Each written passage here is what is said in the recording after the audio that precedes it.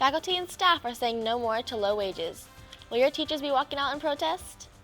A new fire chief has a burning desire to help SJSU students. We will introduce you to him. And the student union is turning up the heat. Find out which new venue will be brewing in the near future. Update News starts now. From the School of Journalism and Mass Communications at San Jose State University, your source for what's happening with a fresh perspective on today's issues. You're watching Update News.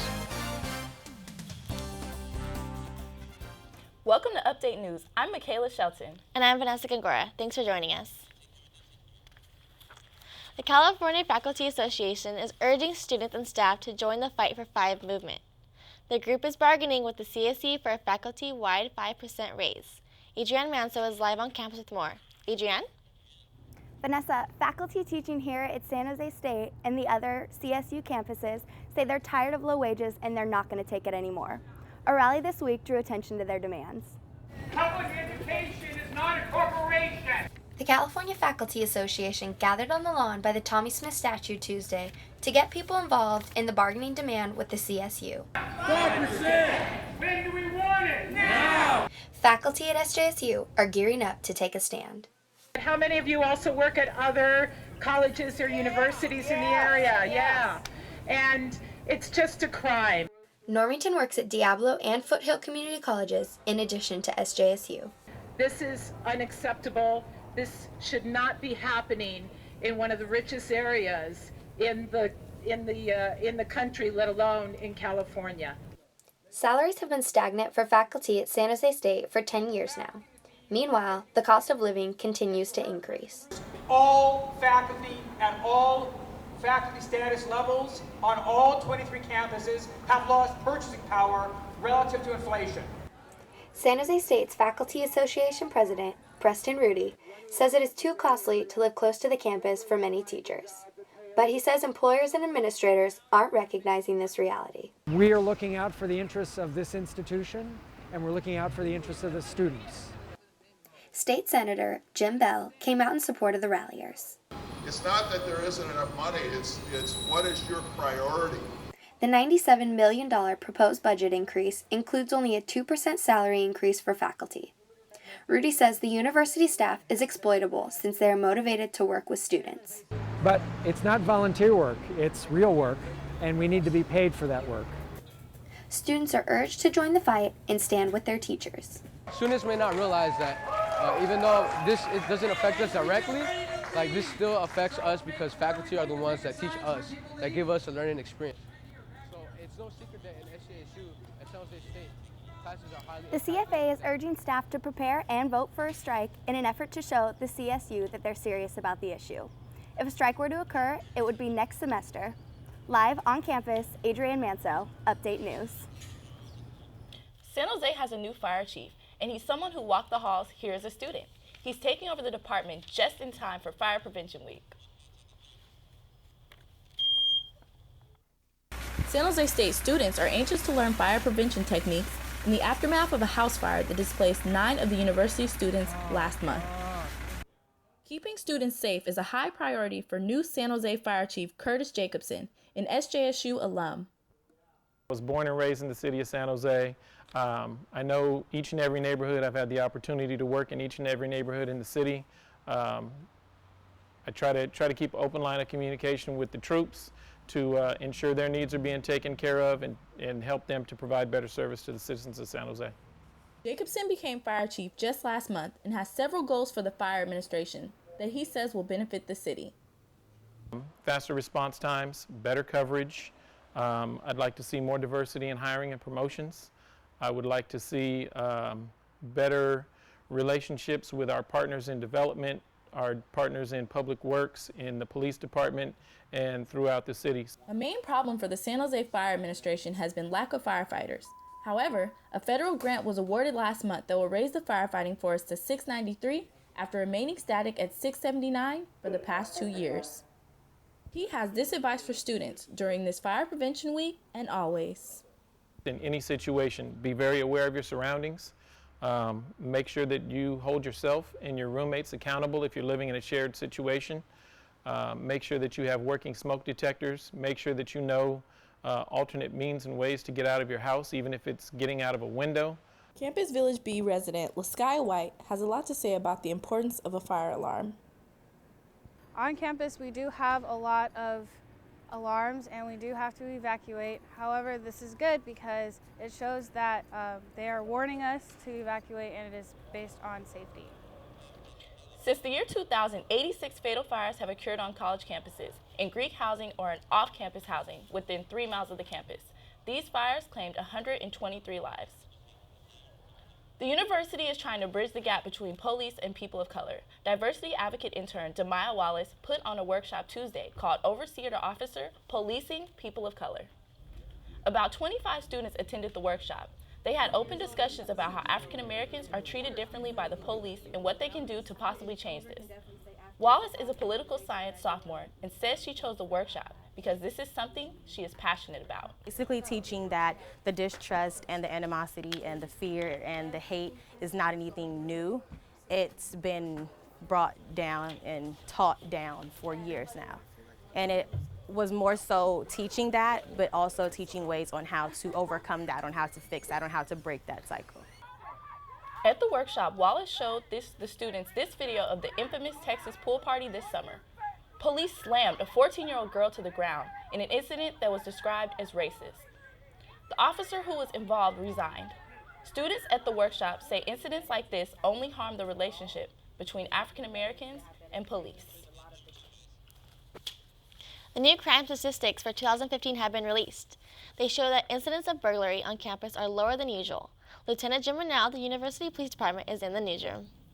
Thanks for joining us. So tell us how much lower are burglary rates this year, Jim? Good morning. Actually, those are statistics from 2013 that were lower. The current statistics for 2014 are actually more in line with what has occurred historically in this area. Why do you think the rates have gone down? Part of it is the area, or not the area, but the quantitative numbers that we're dealing with. When you see just a drop of a few numbers, it's a big statistical change. And a lot of it is just crimes of opportunity. And if people are just a little bit more careful a few times, it's going to affect our statistical numbers. So do you have any tips for students that may help prevent their homes being burglarized? A lot of it has to do with not making yourself an easy target. You want to harden your target. You want to reduce the opportunity that people have to victimize you. You want to make sure areas are well lighted. You want to keep valuables out of sight at all times. You want to make sure that your windows and doors are locked. Even when you're home, you really should keep your front door locked and your windows and stuff. If you're not in that immediate area, it's a good idea to keep things closed, or at least closed far enough and secured. You can still let some air in, but just so somebody can't climb into the window. Thank you, Lieutenant Jim Renelle of the University Police Department. Thank you.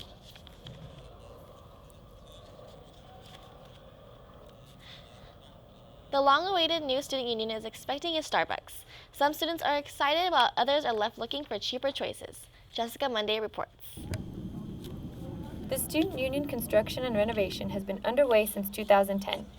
The expansion phase was completed last summer and brought new dining options like Taco Bell and Jamba Juice to the new student union. The second phase of construction is the renovation of the old student union. And with it comes something San Jose State has never had, a Starbucks. Excited. I like Starbucks a lot. I go at least a few times a week, so it'll be nice to have one on campus. Downtown San Jose already has 4 Starbucks. The closest one to campus is about a 5-minute walk down Paseo de San Antonio. I think I would definitely go more often if it were like on my way to class rather than back here. In 2010 and 2011, the student union conducted surveys on the student population to see what food options they wanted. I think that from the student perspective, as many options as possible is a great thing. Some people love Starbucks, some people love Pete's Coffee, so we really do try to have a variety for the student population. Some students, however, aren't as thrilled about the new Starbucks on campus. So, the reason I'm not too excited is because Starbucks is already expensive as it is, and I honestly think we need cheaper options. The average cost of a Starbucks coffee is $3 to $4 depending on the drink. I just had a pizza right now, and the only reason why I had that was because it was like $4 for a slice.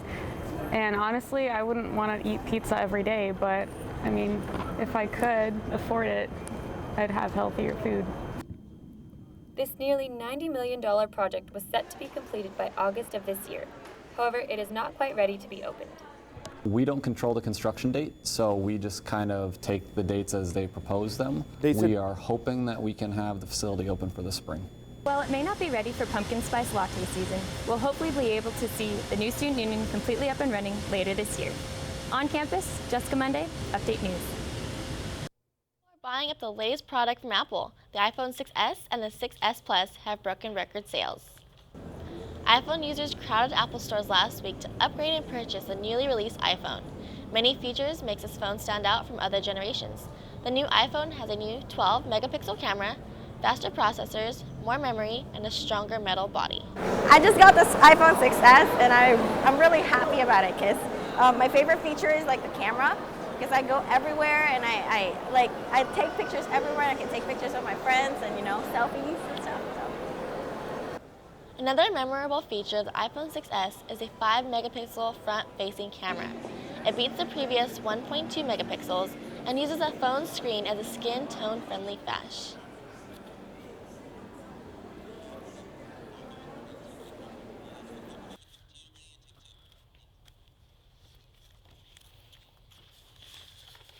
Coming up, fall isn't the only season here.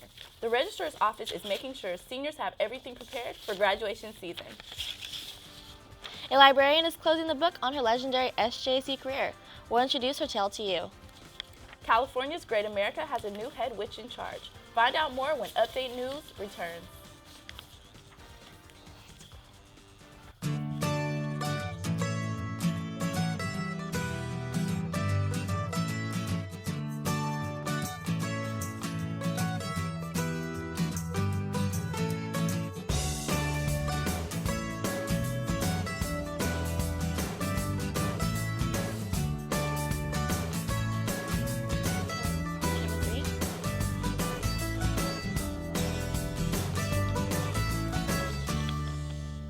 This semester, many students are using a new method to take advantage of the free transit service.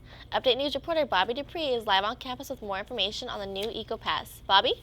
Vanessa, many of us older students are familiar with the VTA sticker on the front of our ID card in order to take advantage of the free transit services. However, Transportation Solutions is now introducing this new Clipper card in order to make students' commute a lot easier. By simply placing their Clipper card on any designated reader, students are given access to unlimited rides on any VTA bus, express bus, and light rail. This is all part of the free services covered by Associated Students' Fees, Transportation Fund for Clean Air, UPD, and annual grants. Unlike the original EcoPass sticker, which only allowed for VTA bus and light rail, Clipper cards let students add other passes and fares onto their card. They can use it for Caltrain or BART. If they live on campus and they want to, go to a San Francisco Giants game, they can do that by just loading cash value onto the card. Or other students that are commuting from San Francisco or from the East Bay, they can load their BART or Caltrain pass onto the card. Senior communications major Janae Patrick only lives a block from campus, but uses her Clipper card to make up for her lack of a car. It's very nice that I can just kind of scan it and then just know that I'm good to go. It's also very convenient having that added security, knowing that if I get stranded anywhere, I'm good to go as long as I've got my Clipper card. Transportation Solutions says they will continue to make things more convenient for riders and keep up with the growing technology.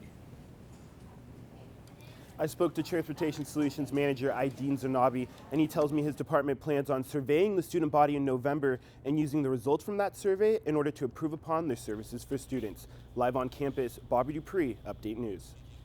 You've been at San Jose State for 4 years. You passed your classes, you fulfilled your requirements, but there's one more hurdle before you graduate. You must file for graduation. Now the university is trying to make it simpler for students. On Tuesday, the Office of the Registrars held 1 of 4 workshops this semester. Students learned many things, including how to fill out the graduation application, the deadline for the application, and how to complete a graduation workshop.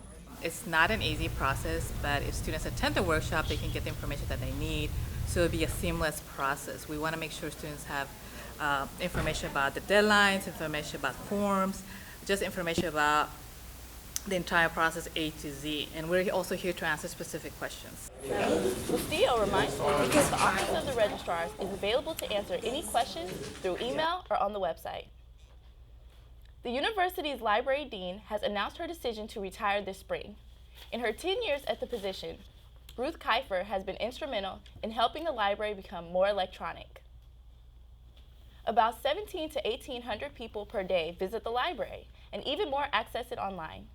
Dean Kiefer says there needs to be more electronic data since that's what students want. Kiefer stresses the importance of finding the balance between print and material and online sources, and has led the library through this transition.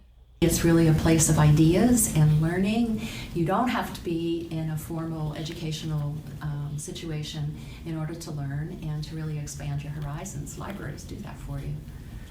Kiefer continues to make the library better for the students that use it. Improvements range from the addition of comfortable chairs and movable furniture to extra days being open for 24 hours during finals. As advice for her successor, she says, don't just listen to what people want, be observant. The best way to know what's working is to watch and monitor it. We have Jessica Monday here with the latest on arts and entertainment. What's new, Jessica? Thanks, Vanessa. We have a lot of stuff coming up for Halloween.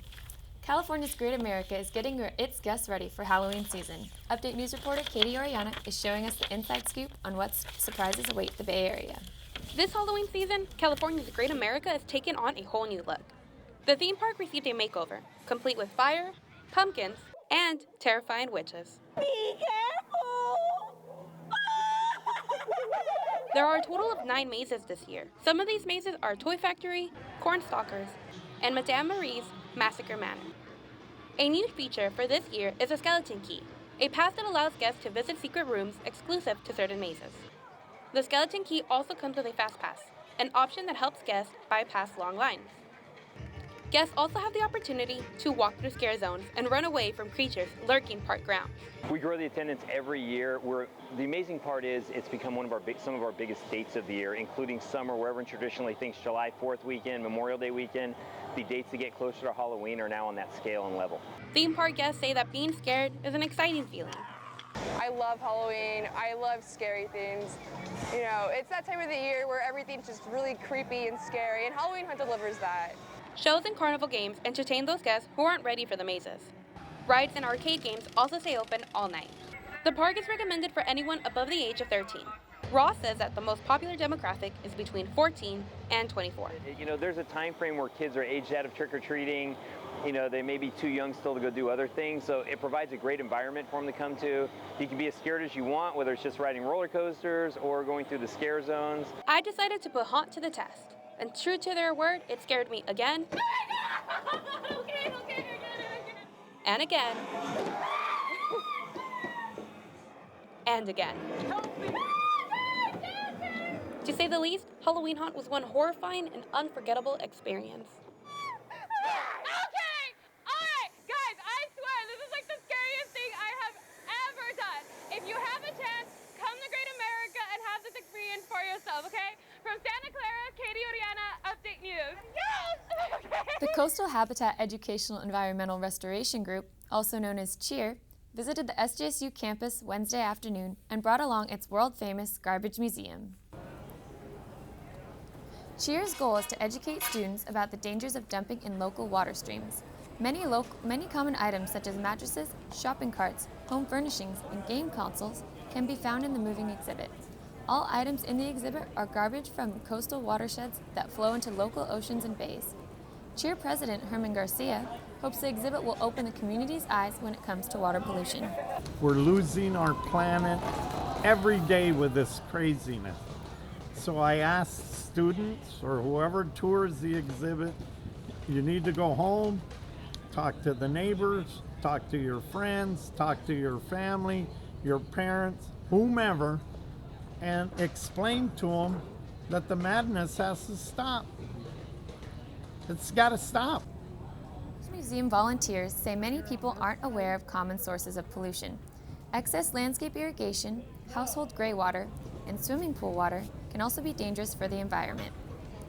SJSU Juggling Club is starting off this semester with free lessons on the field near Macquarie Hall. Brad Jackson, a math professor and founder of the Juggling Club at SJSU, continues to expand the Juggling Club with new members and instructors. The Juggling Club has been in existence for more than 30 years. Jackson says the club continues to gain popularity by advertising at various school fairs. We have a lot of equipment that the AS has borrowed for us, so we use that to teach many students how to juggle. Usually the students will start off juggling balls, but the longer they stay at it, the more different kinds of things they can try. The founder and math professor also promotes juggling objects different than traditional balls. The Juggling Club welcomes all to meet on Mondays, Wednesdays, and Thursdays near Macquarie Hall. Next week is homecoming. Monday is the kickoff from 8 to 2, where welcome booths will be scattered all over campus. Tuesday is service day at various times and locations. Wednesday is the Campus Movie Fest finale at 7:30 at the Event Center. Thursday is Fire on the Fountain from 4 to 9 on Tower Lawn. Friday is Sammy's Bash from 5 to 9 at San Pedro Square Market. And Saturday is the big game. Greek Week also starts next week, and next Friday is the opening for The Great Gatsby. And that's all I have for arts and entertainment. All right, thanks, Jessica. I'm looking forward to all that great stuff next week. Thanks, it's gonna be a really good week. Hey, when we come back, the men's soccer team took on their local rivals. We'll show you the results. We'll tell you about a Spartan running back who's breaking huge records. And later, a new team is swimming into SJSU. Find out how history is about to repeat itself.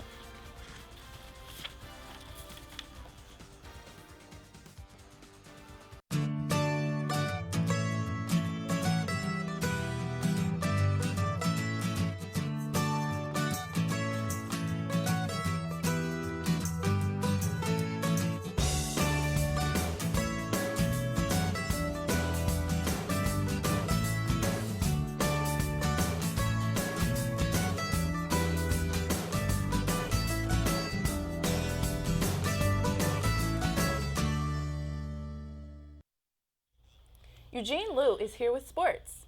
Eugene, tell us what's happening. Anything going on with water polo? Thank you, Michaela. It's been a very busy week for SJSU sports, but I do got some exciting news. San Jose State just keeps swimming as history repeats itself. The men's water polo team is being reinstated after a 34-year hiatus. In the early 1960s through 1970s, they were pronounced one of the top teams in the country, but the San Jose State water polo program ended in 1981 after nearly half a century of greatness. And now the team is back and reinstated this fall. A lot of hard work and a lot of fundraising and a lot of help from supporters and alumni. Coach Bruce Watson, who has been coaching over 40 plus years, has experienced coaching in high school, community college, and now here at his alma mater. The team has been working out for 4 weeks, already making progress by focusing on the basics and fundamentals with the 2.5-hour practice days. It's a good feeling, you know, it's like everything is new and it's a new experience for all of us, and I'm glad to be here. Because it's a new team, there hasn't been as much practice compared to other teams in the league. With the constant distraction coming from the reconstruction of the dorm buildings, it gets challenging for the players to stay focused. But they share that it's important for them to stay in line and get what they want done. It really feels good, especially in our first game when everyone was able to come out and cheer us on. The crowd really got us going, and you just really feel a support from the community, and I really enjoy it. The season is off to a 2-win, 8-loss, but that's okay. They may be the new kids on the block, but hard work and determination is what it takes to make a splash in this league. On campus, Andrea Sandoval, Update News. The Spartans not only crushed their Fresno Bulldog rivals last week, but also had an impressive performance by running back Tyler Irvin. Irvin set a record rushing performance for 300 yards, which is the most by any player in a football subdivision game. This season, he beat UNLV's Nathan Dupree's yardage mark of the 286 that was established in 1992. Irvin says his next goal is hopefully the NFL, but as for right now, he's focusing game by game. All 4 quarters, so just my job running behind him, and luckily I got a chance to crack the record.